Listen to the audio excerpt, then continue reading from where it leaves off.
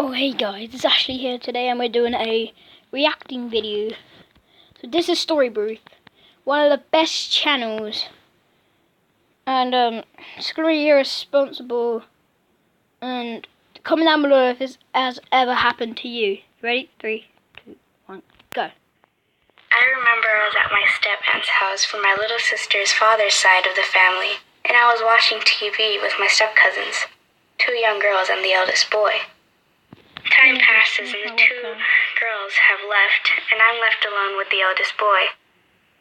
Watching TV while the adults are outside cooking, he reaches over and puts his arm around me, telling me how I'm beautiful and things like that. Keep in mind that I was 9 and he was probably in high school. I was so uncomfortable, but I just sat there and said, thanks, I guess. After a few more compliments and some small talk, he leans in and he kisses me. Being 9 and shy, I just sat there like an idiot. When I went home, I didn't tell my mom. I thought that if I told her, she would be disgusted and wouldn't love me anymore. Alright guys, if this has happened to you, your mom will respect you all the ways that you think she would do. Always tell your parents. Always. And if you don't, it's gonna keep on and on and on. Okay guys, let's get back. I thought that she would just blame me for not doing anything, so I just kept it to myself. Also, God, never keep it to yourself. Since I didn't tell my mom right then and there, it continued. The next time I went there, I was playing with some young girls, and I went inside to go to the bathroom. While I was washing my hands, he steps in, and he's like, oh, hey, sorry, I didn't know you were in here. And I was like, oh, it's okay. But he didn't leave. He steps closer, and I put my hands on his chest, stopping him, and saying, wait, I don't want to. And he told me that it was okay, and that I wouldn't get in trouble. And he kisses me. Okay, guys. Always tell him no and run. Okay, guys. Always do that. And he made me do things I didn't want to do. 4 years pass, and now I'm 13 years old, and my mom and stepfather are separated. I was happy that I wouldn't go over there anymore, but I can feel that the guilt is still there. Okay, guys, it's never your fault. And a few months ago, at lunch with my mom, I'm telling myself, tell her, she'll understand, do it, tell her, and that's exactly what I did. Surprisingly, she was in the same situation I was when she was younger. She hugged me while I cried. She told me that it was going to be okay and that she loves me no matter what.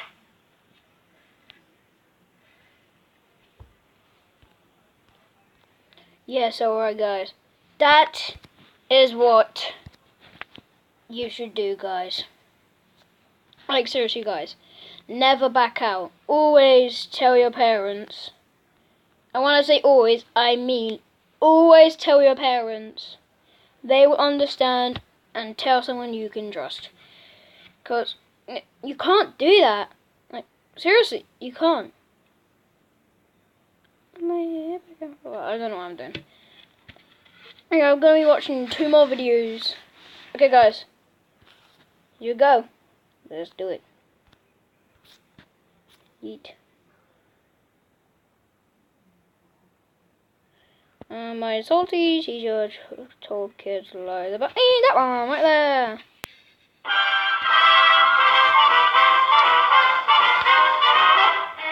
Okay.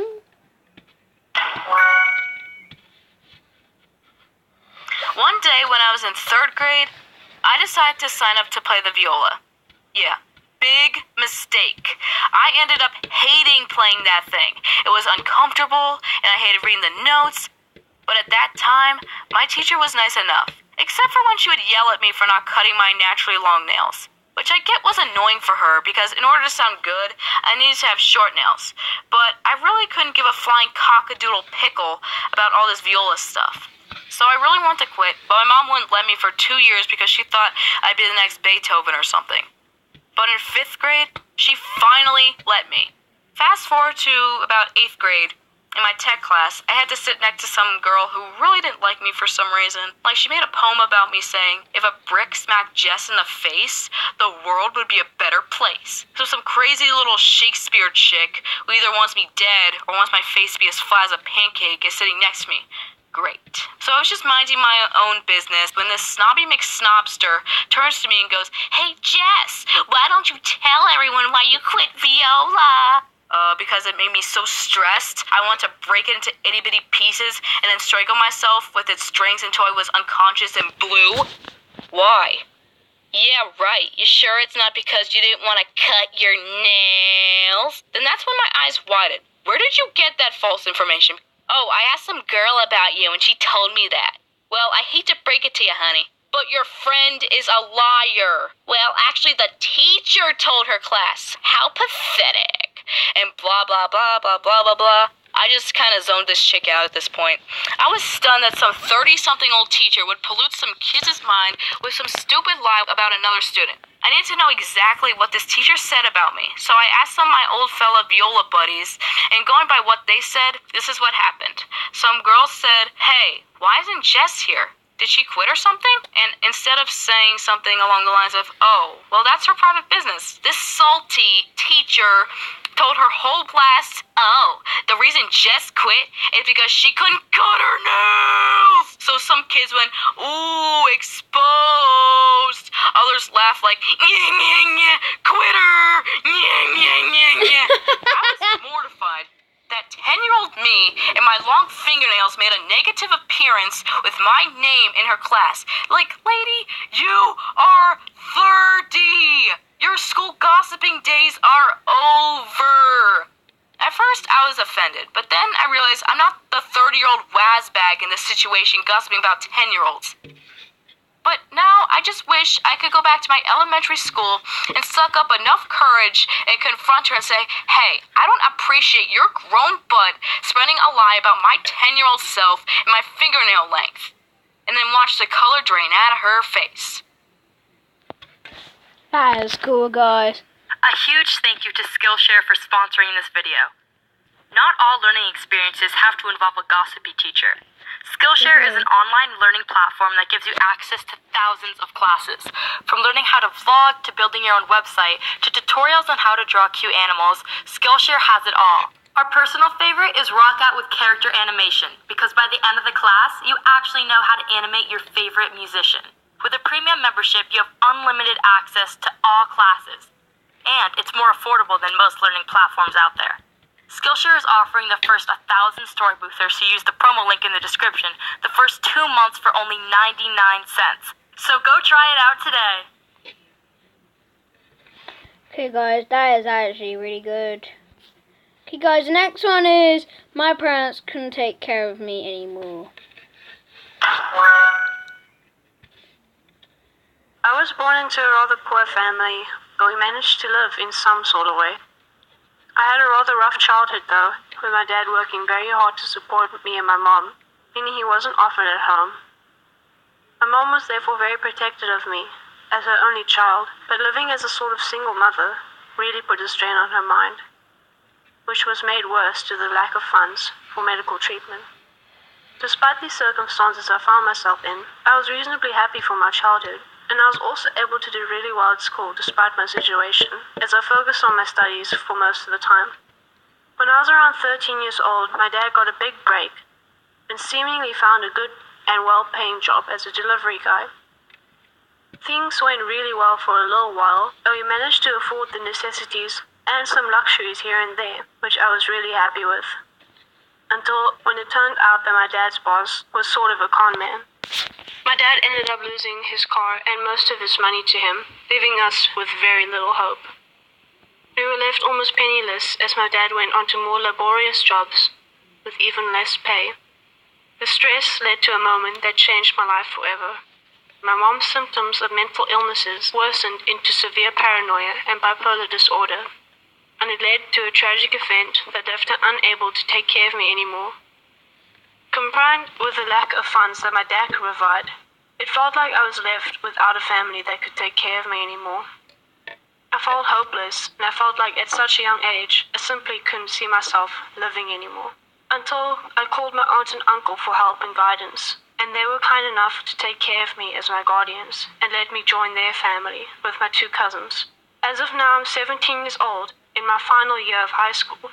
It's been difficult to adapt to my new and more wealthy way of living, and it's painful to remember that my mom and dad are still struggling to this day. But doing well at school and prioritizing my studies while thinking of what happened in the past gives me drive to work as hard as I can so that one day I could maybe provide for my parents as they did for me. Well, guys, that is actually really good. Okay, guys, this is going to be a bonus because it's not that long. We're going to watch one more. My dad was never there for me. I'm afraid my parents will disown me when they find out. Let's go with that one. It started off with a simple night of sitting down and watching TV together. Images flicked back and forth across the screen. Eventually, it showed a man standing in front of a rainbow flag talking about how he owned a hotel that welcomed all couples no matter their sexuality. I felt my heart light up. I couldn't help but feel the joy of people being accepting towards others despite their differences. I glanced across the room at my dad, who was reclining on the maroon leather couch with his nose wrinkled in distaste. My little brother scoffed at the TV and turned his head away. Those people are disgusting. I can't believe they would show that on TV. The words were barely able to escape his lips when immediate rage filled me from head to toe. I know. I'm sorry you had to see that, my dad said sympathetically, as if my brother had just watched someone be murdered right before his eyes. You can't say that about people. Theirs is the same as you, but with different beliefs. Your brother is allowed to think what he wants. He is right. They are revolting because they are going against God's will. It isn't your God's will to call other people disgusting and judge them based on their actions, is it? I snapped. He would not want you to look at other people without knowing them and saying they are disgusting.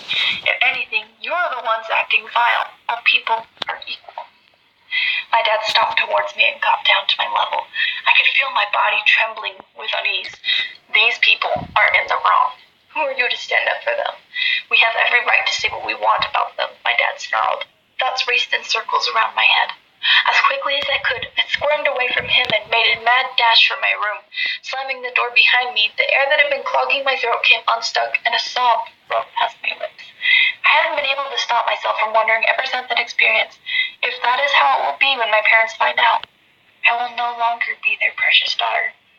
I will be a bad stain that you can't get rid of. I'll be looked at as a sin rather than a person for something that I do not have control of. I have found comfort in my few friends that have relatable problems to mine. They all tell me that there is nothing to worry about, and that once I am out of the house, I can do what I want and without having to worry about my parents. While I know that this is true, that's not the thing that concerns me. I'm worried about whether or not my family will still love me and stay in contact with me even after I tell them the truth. I have finally grown to accept myself despite my sexuality, but I know that others won't accept me no matter what I do. But maybe that's okay. The people who take me in and love me as I am currently are the people I should keep near me and never let go of. And hopefully my family will be included in that group someday. Wow, guys. Wow. That was inspirational. I have nothing to say. People believe gays shouldn't be there, or lesbians, or, to be honest,